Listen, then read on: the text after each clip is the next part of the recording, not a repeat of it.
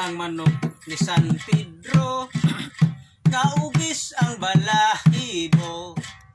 Ang manok ni San Pedro, pustahe kay sigurado.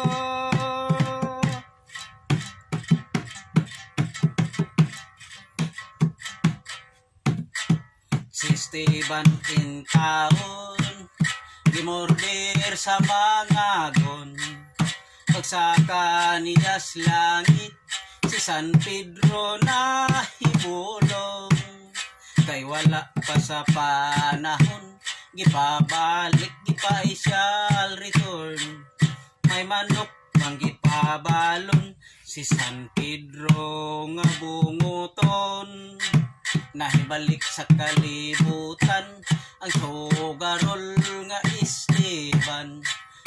May dala nga hinikan, nga ubis kahibulungan. Ug didto sa bulangan, si ubis gikaintapan. Gibuno, giwan by one, mga kontraway daganan. Ang manok ni San Pedro, nga ubis ang balahibo. Ang manok ni San Pedro, pustahe kay sigurado.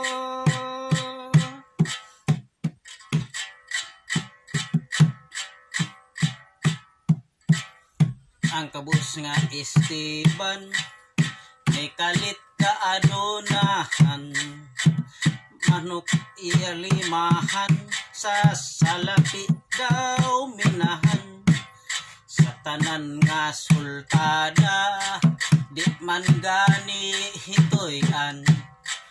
Ang manok ni San Pedro, nga nang hawod sa bulangan.